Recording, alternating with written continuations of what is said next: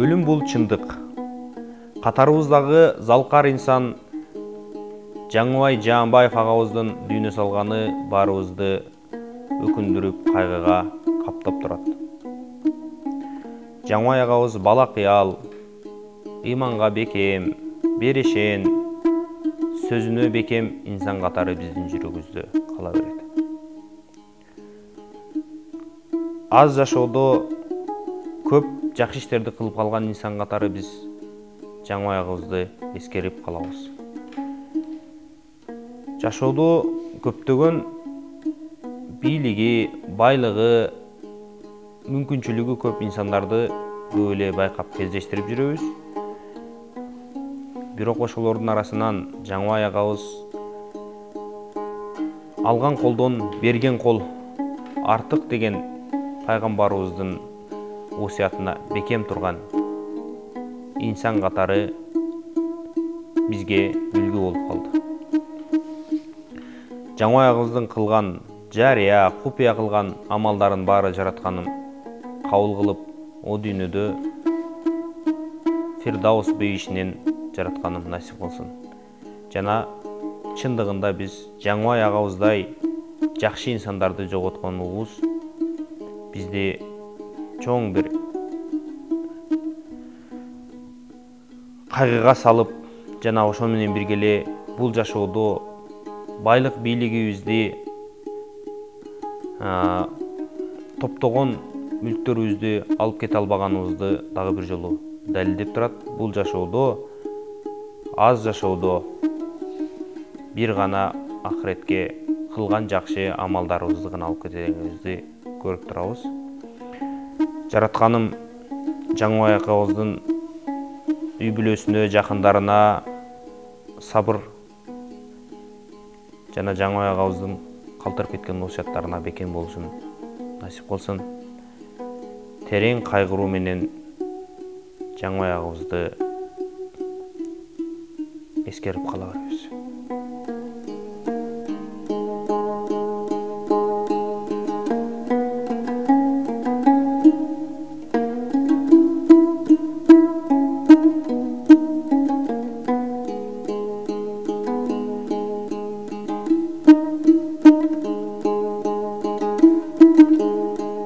Бакиге рахмат, мага көп жардам беришчү. Мага Минзага кеткенде да жардам берип жүргөн. Көп таттоо келип берчү. Бушман салап, сен жакшы кызсың деп айтып турчу. Бакиге жаткан жери жайлуу, топурагы турку болсун.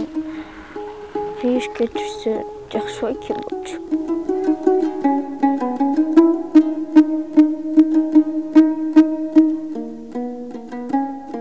Ушул жигит элдин баарына жардам берип жүрдү эле.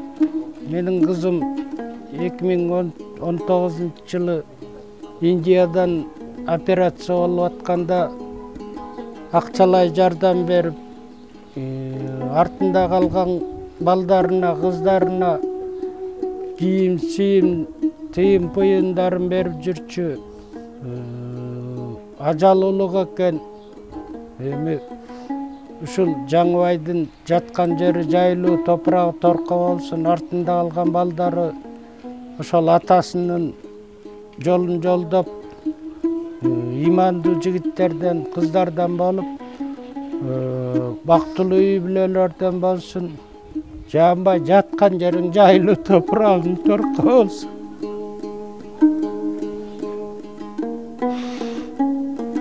Менин кызымды Индияга алып барып дарылатып келгенге Жаңыбай инибиз келип жардамын берип, $5000 берип, кызыма деген айыгып кет деп, термосунан өйдө алып келип, чайын алып келип, ушундан ичсең деп, аялы менен келип, үйүнө жардам берип, үйлөрүн жыйнап, башын көтөрө албай атканда биздин акыбалыбызды көрүп, продуктларын алып келип, аябай карады эле. Анан алып кетип баратканда дагы ошо эмесин берип, акчасын берип, $5000 барып айыгып келсин деген эми Кудайдын эмеси экен, аяктан каза болуп келди. мына Жанбайды угуп алып, Жаңыбайды угуп алып жаман болуп атабыз.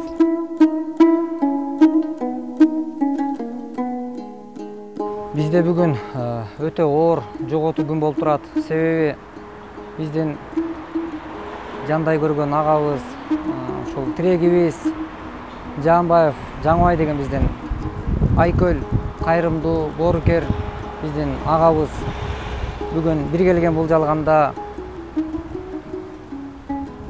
Аллах Таала аманатын кечинен эмес жазмышы ушул экен тагдырдын. Эрте берип бүгүнкү күндө Жаңыбай байкебизден ажырап отурабыз.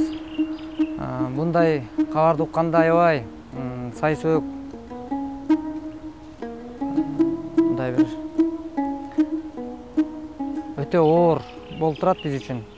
Себеби бул байкебиз баягы жакшы жолдо табышкан биздин агам катары.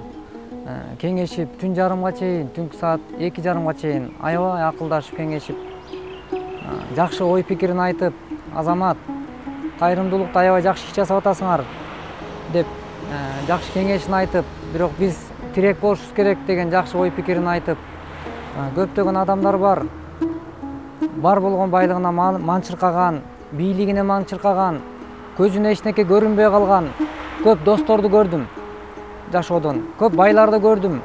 Бирок мен ошолордун катарында нысаптуу, ушундай бир боорукер бай болгум келди деп, мен анчалык бай болбосом дагы колуман келгенин берип турууга мен ар дайым даярмын деген сөзүнө туруп, байкебиз ар дайым биздин видеодон, YouTube каналдан кайсыл видео чыкса, байланышка чыга коюп, ошол кандай кыйналып атса ошонун кыйналып аткандыгына жараша бир келип кол сунуп турган биздин агабыз бүгүн дүйнөдөн өтүп тургандыгы аябай өкүнүчтүү болуп турабыз. Бирок Кудайдын буйругуна эч ким каршы чыга албайт. Ошондуктан Жаңыбай байке, жаткан жериңиз жайлуу, ыйманыңыз саламат болсун. Адамдын тирүү кезинде биз барктай албай калганыбыз абдан көп учурда кездешип калат экен. Аттың айдейсиң, ушу жок дегенде бир 10 мүнөттүк, жарым сааттык, 1 сааттык убакытты көзү тирүүсүндө маңдай тескей отуруп, көп пикир алышсак, кандай сонун болмок эле деп азыр ар ойлосуң, бир ойлосуң, бирок ал жигитибиз кетип калат экен.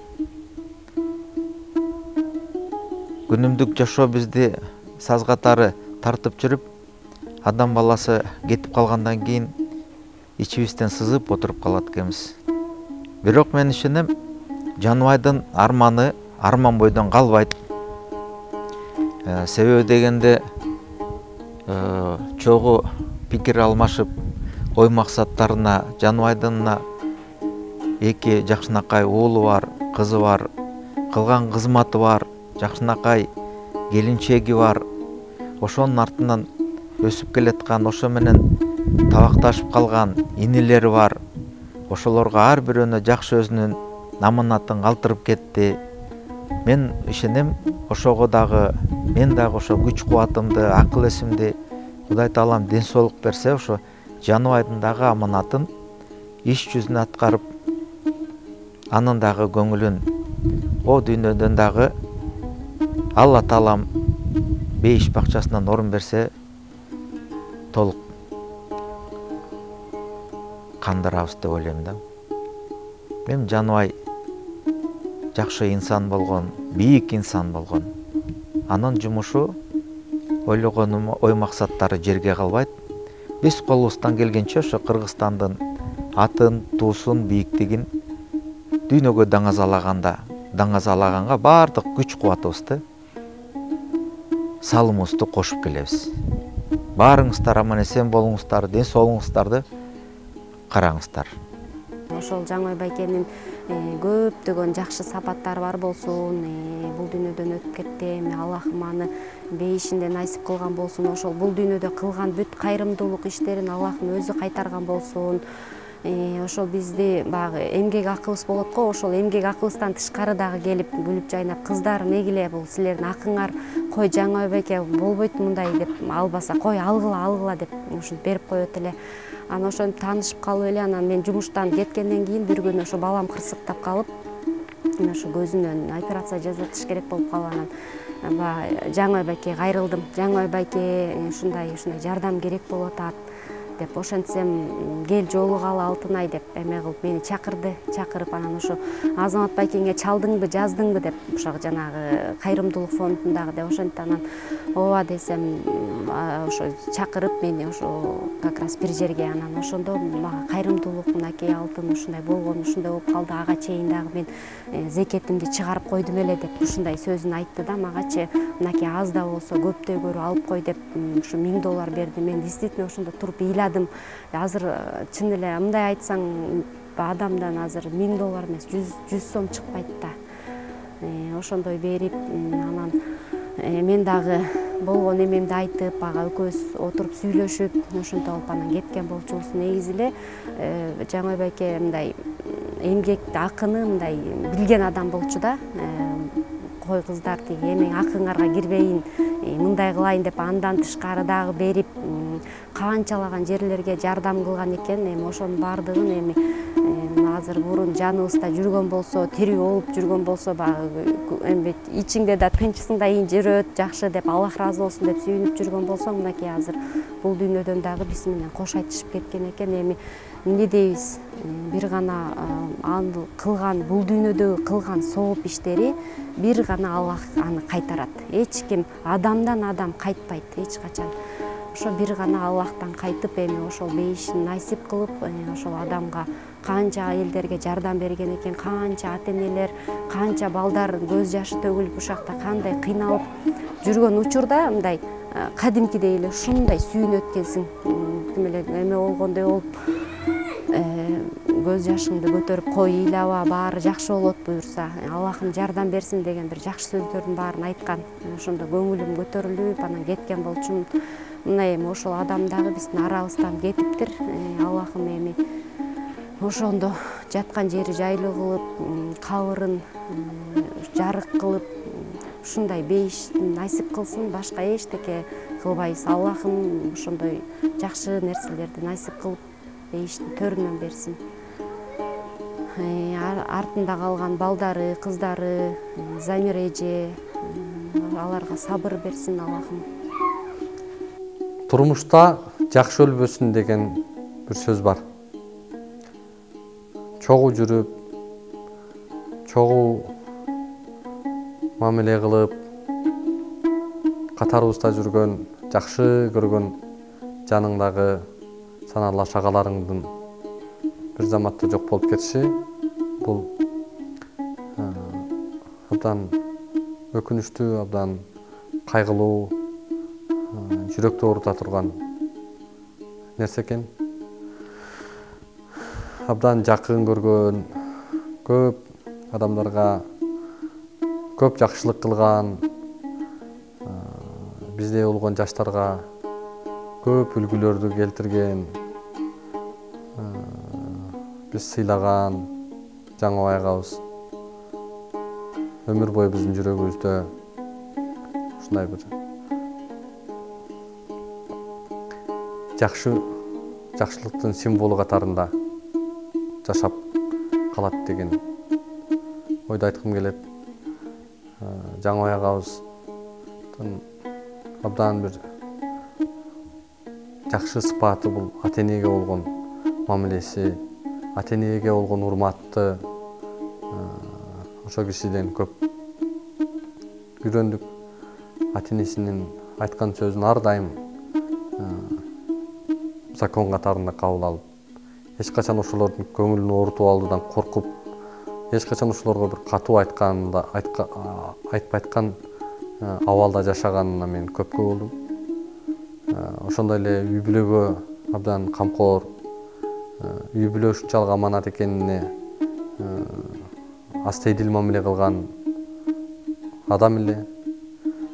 Андан сырткары кайрымдуулугу жөнүндө айтсак өзүнчө бир көп убакыт кетет. Канчалаган кайрымдуулук иштерди кылды. Канчалаган адамдардын жүзүнө кубаныч тартуулады. Кандай адамдар кайгысы менен тең бөлүшүп мындай бир айта берсек абдан жакшы иштери көп. Кудайым ошол эми жакшы иштерине а дүйнөдө кабырын нурдантып, ошо жакшы иштери ар дайым артынан тийип тура турган, ошол сооптору барып тура турганын насип кылсын. Жаңыбай агабыз тутунган, Жаңыбай агабыз аракеттенген максаттарын Кудай буйруса ар дайым аткарганга аракет кылып, ошол кишинин мындай бир багытын, ошол кишинин бир жакшы мүнөздөрүн улантып биз ар дайым аракет кылышыбыз керек. Үй бүлөсүнө, балдарына, кызына, бир туугандарына көңүл айтабыз, кайрат кылып, белди бекем болуп, Кудайдын буйругу экен.